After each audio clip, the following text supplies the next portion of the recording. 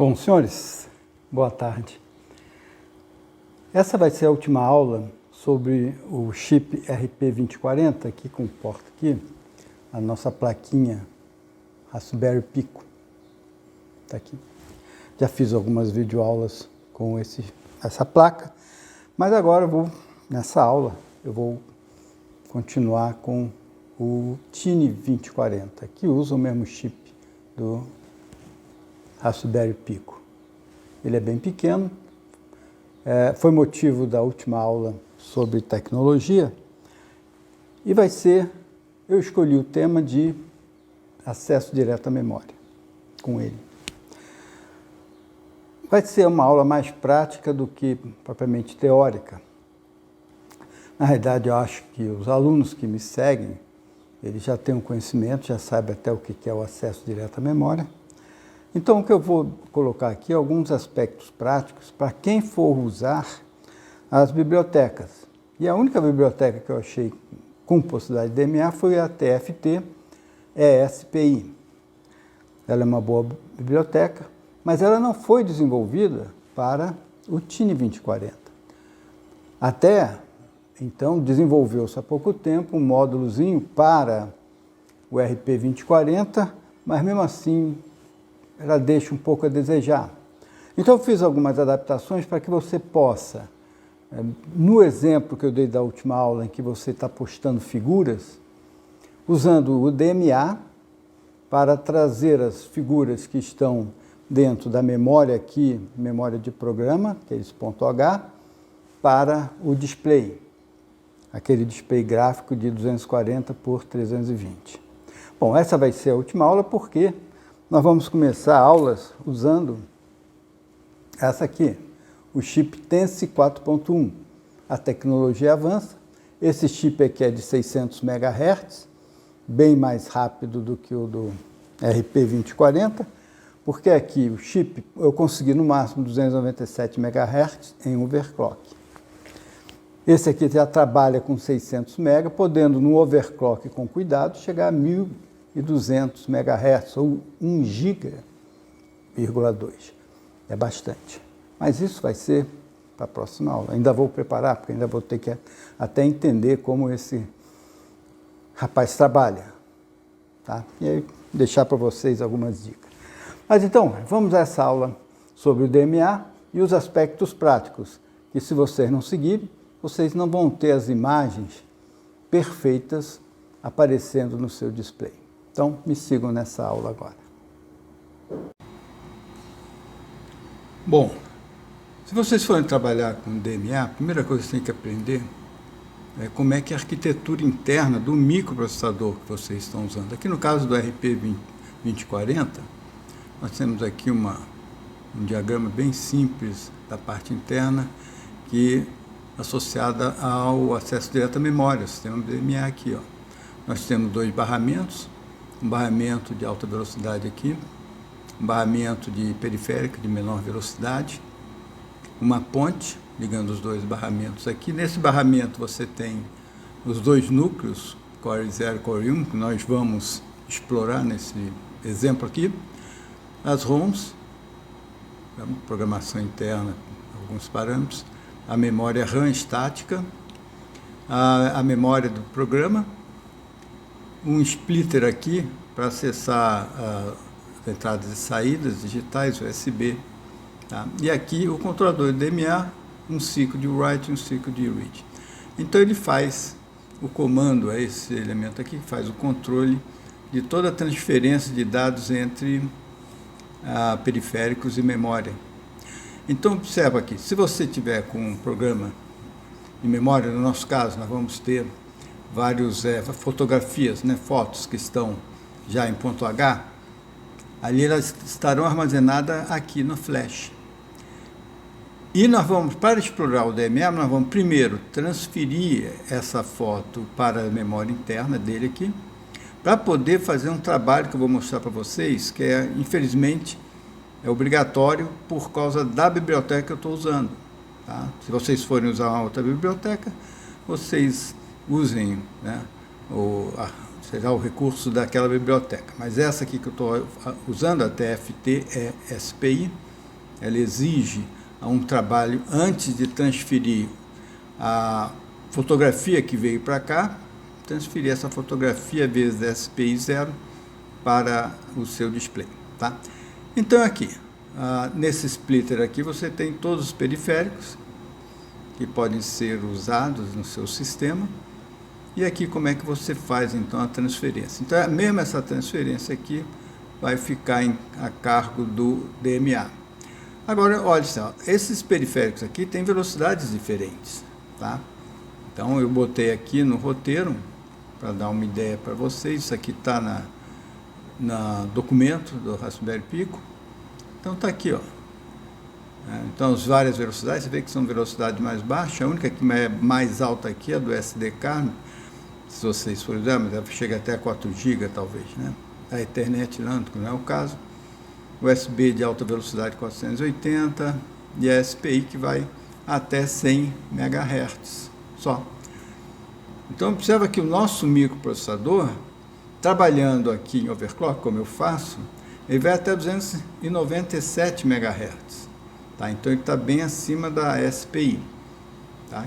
Isso aqui é um exemplo. Então, como exemplo, vale para que vocês possam trabalhar direitinho aí e ver como é que faz. Você não precisaria usar o recurso de DMA, já que essa SPI aqui vai restringir mesmo a velocidade. Então, vocês poderiam usar diretamente acessando o próprio CPU. Mas a grande vantagem da DMA é que o controlador ele é independente do núcleo. Então, enquanto você estiver aqui no Core 0 trabalhando alguma coisa, né, no seu programa, o seu controlador de DMA pode fazer, então, a transferência. Tá? Ele sabe exatamente como acessar o barramento para que não haja conflito aqui entre acessos dos dois núcleos e mais o próprio controlador de DMA. Então, isso aqui é o que vocês vão precisar saber.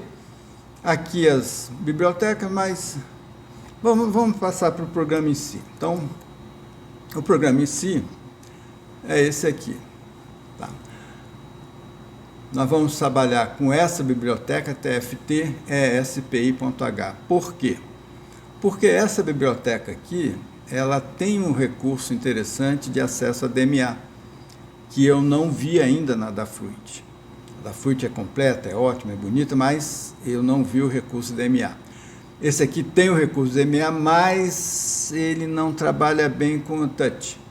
Tá vendo aqui, ó, XPT 2046 touchscreen? Essa biblioteca não consegue trabalhar direitinho se vocês estiverem usando essa biblioteca do TFT-ESPI. Embora essa biblioteca trabalhe muito bem com a Adafruit. Mas nesse exemplo aqui eu só coloquei, mas não vou usar porque ela não funciona. Até a própria biblioteca ESPI, ela lançou uma extensão aqui, ó, Extension Touch, mas que não é para o Raspberry Pico. Tá? Eu não consegui usar, tentei. Se alguém conseguir, deixe então os seus comentários embaixo aqui. Aqui as várias fotos, fotografias, figuras, né? E eu deixei algumas aqui em comentário, eu não coloquei porque você não consegue colocar todas na memória. A memória é limitada em 2 MHz, então eu coloquei apenas essas aqui. Tá? Bom, aqui a pinagem do seu display, pinagem aqui da sua SD, da Touch aqui, que não será usada, mas que eu coloquei também. Caso vocês queiram mudar a biblioteca, o problema todo é que você não vai ter acesso ao DMA. Essa bibliotecazinha é boa, mas com essas restrições. Então, o resto tudo aqui é conhecido de vocês. Tá? No setup, vocês vão lá inicializar tudo, as entradas e saídas. Aqui também, especificando as pinagens corretas do clock, MOUSE, MISO, SS. Se vocês não fizerem isso, ela vai trabalhar uma velocidade mais lenta, então aqui você já garante a velocidade alta. Outra coisa também interessante aqui é o seguinte: quando nós tivermos que trabalhar com a SD, e aqui eu ponho o exemplo, né, de acesso à SDzinha interna do próprio TFT, do display, né? O que acontece? Ela não consegue suportar a velocidade de SPI de 80 MB. tá? Não consegue. Então, eu tive que inicializar a velocidade de 80 MB depois. Se você inicializar antes, a sua SD não consegue responder. Então, aqui nós deixamos o próprio sistema decidir qual é a velocidade. E aqui eu boto como exemplo o seguinte, aqui tem um arquivo, eu crio um arquivo, verifico se esse arquivo existe, se existir eu removo e abro de novo, apenas para mostrar para vocês como vocês podem usar todos os comandos de SD. É tranquilo, vocês podem usar, só não podem usar com a SPI 0 de 80 MHz, o resto pode usar. Iniciei o DMA e aqui, multicore, eu estou lançando aqui o Core 1, o núcleo 1, que ele vai ficar rodando o loop 1. Então, eu vou botar ali, é um loop 1, ele fica rodando sempre, buscando verificar se tem alguma fotografia para ser lançada para o display. Então, nós vamos dividir o seguinte, o núcleo 0 vai pegar as fotos, né, que estão em memória de programa, trazer para a memória, vem trazer exatamente para essa parte aqui, para o sprite. Então, o próprio sistema divide a memória em pedaços. Então, esse pedaço aqui, cujo comprimento é a largura vezes 240 vezes 320 vezes 2, que são 2 bytes. Então, ele separa isso para trabalhar vídeo, tá? Para trabalhar o seu display. Então, nós vamos acessar. Então, o acesso a ele aqui vai ser feito pelo núcleo 1, núcleo 0, desculpe, e depois que for feito o acesso, trabalhado aqui, o núcleo 1, então, vai pegar essa memória já trabalhada e jogar então no seu display. Aqui estão as várias figuras, o loop é isso aqui, ó. As várias figuras, art 1, 2, 3, 4, tal, né? Vocês podem botar mais algumas se quiserem, é claro que tem uma limitação. Aqui, por exemplo, nós estamos usando aqui 71%, tá vendo aqui, ó, 71% de espaço de armazenamento. Então, lembrando que essas figuras todas em bitmap, elas têm um tamanho razoável de 60 mega, não, um pouquinho mais, né? Então, você vai colocando aqui, esse espaço vai diminuindo, tá? Então, aqui, só coloquei esses aqui, vocês podem colocar mais fotos se for fazer alguma apresentação, tá? Então, é o seguinte, em loop você vai pegar uma rotina chamada picture e vai passar como argumento aqui a figura. Então, está aqui a rotina picture, você vai pegar a figura aqui. Então, vamos à dica aqui para vocês. Primeira coisa que vai fazer, essa foto aqui, né, cujo endereço foi trazido para cá, vai ser passada para o sprite que foi dividido lá na memória. Está separado um sprite, 240 vezes 320 vezes 2 bytes. Muito bem, usando main copy. Main copy é uma instrução direta do Raspberry Pi. Depois, o hot bytes, eu criei essa rotina, porque sem essa rotina aqui, vocês não vão conseguir fazer as cores perfeitas, tá? O hot bytes, ele vai fazer o seguinte, ele vai rodar todas as fotos aqui, no caso, a cada 16 bits, a alocação do vermelho, verde e azul é diferente. Então, eu faço aqui o vermelho, verde, vai indo para o seu local, mantendo o verde na mesma posição aqui. Vocês deem uma olhadinha aqui. Então, o hot byte, vocês podem até ver, vou tirar o hot byte, não quero rodar. Ele vai ficar muito mais veloz, porque isso aqui leva tempo, mas ao mesmo tempo as cores vão embora, tá? Loop 1. Loop 1 é o que vai ficar rodando direto no seu núcleo 1. Tá aqui. O que ele faz aqui? O while 1, direto, papá. Ele vai esperar 100 microsegundos e vai verificar se o flag core está 1. O que é o flag core? É um flag de comunicação entre os dois núcleos que eu criei. Eu não quis usar pilhas e outros recursos que levam mais tempo, eu quis fazer um programa bem veloz, então estou usando apenas um flag. Esse flag foi declarado variável global. Quando ele é 1, significa que tem alguma imagem na memória, e então o que o núcleo 1 faz? Vai pegar a imagem da memória aqui, que está lá no sprite, esse ponteiro aqui, e vai jogar direto então para o display. Então, push image DMA, tá, TFT, isto é que é uma instrução, né, rotina do TFT SPI, tá? Então é mérito dessa biblioteca. que a da Fruit não tem, que faz com que ela seja muito rápida. Uma vez que tenha acessado, transferido aqui, aí ela faz flag core 1 igual a 0, diz ela, a figura já está legalzinha, e pronto. E volta e fica nesse loop esperando o flag core voltar a ser 1. Tá? E aqui o que faz simplesmente é isso.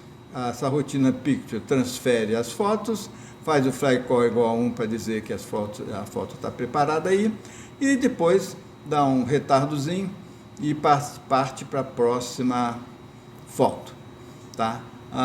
Aqui eu faço o seguinte, a cada 22 fotos, eu dou um tempo maior de 4 segundos, tá? Para fazer uma mensagenzinha aqui em serial print, para ver aproximadamente quantos frames por segundo. Tá? Você faz aqui uma estatística aqui. Então, observe o seguinte aqui, vocês estão vendo aí do lado, as fotos rodando aqui, você vê que aquilo, você tem 22 fotos rodando em alta velocidade, e aí numa delas para aqui. Então, esse número aqui, como é um número primo com relação ao número de fotos, né, esse 23, então o que acontece é que toda hora cai numa foto diferente, e essa então vai ser apresentada aí para vocês, inclusive também uma foto do RGB, ó, tá aqui. Então eu criei essa figura RGB perfeita com vermelho, verde e azul perfeitos para mostrar que ela está bem funcionando direitinho aqui. Bom, para você ter uma ideia, eu fiz aqui uma simulação em que eu retirei o Hot Bytes, aquela rotina que ajusta, né, os bits nos bytes, e também tirei a instrução de set swap bytes, que é uma instrução que faz a reversão dos bytes no Word. Então, o que acontece? É isso que vocês têm se usarem direto a biblioteca TFT-SPI para esse caso aqui, em figuras em que você tem tipo bitmap. Muito bem, agora eu vou trocar, vou retirar, vou inserir o set swap bytes, e vamos ver o que acontece com essas figuras aí. Bom, aqui então é o exemplo, o mesmo programa, apenas eu inseri a instrução set swap bytes, em que a única coisa que faz é trocar os bytes dentro da Word, a ordem deles, ainda usando a biblioteca TFT. Vocês observem que tem cores aí que realmente as cores estão invertidas, se você olhar ali, mesmo aquele padrão RGB que eu tinha colocado, agora está ao contrário, tá? É BGR. Ele vai aparecer, então vocês vão ver que o verde está trocado com o vermelho. Não, aliás, o azul está trocado com o vermelho, porém o verde continua na sua mesma posição. Então, foi por isso que eu criei a instrução ou a rotina Hot Bytes. Então, vou rodar agora o programa com a rotina Hot Bytes. Bom, então vocês podem ver agora que com a inserção da rotina Hot Bytes, que faz uns ajustes dos bits nos bytes, na verdade ele troca a cor azul com o vermelho, e você então recupera as cores originais. Então, essa é a preocupação, se vocês tiverem que usar a biblioteca TFT-SPI com o Raspberry Pico, é claro, vamos considerar isso daí, vocês vão ter que ter pelo menos esse cuidado aí. Peguem essa rotina que eu desenvolvi, se vocês quiserem aprimorar e colocarem para dentro da biblioteca, também é possível. Então, está aí a minha recomendação. Então, esse aqui é o nosso programa. Tá? Vocês podem botar mais fotos, botar menos fotos, se quiserem. E vamos aqui em ferramentas, monitor serial, e aqui eles mostram aqui quantos frames por segundo. Tá? Nós estamos falando aqui de 76 frames por segundo. Tá? A velocidade razoavelmente alta. Dá para fazer bastante coisa. Você vê que eu já fiz alguns exemplos com o próprio Raspberry Pico, com outros sobre osciloscópio, nas outras videoaulas, mas todas elas trabalhando com um frame por segundo bem baixo.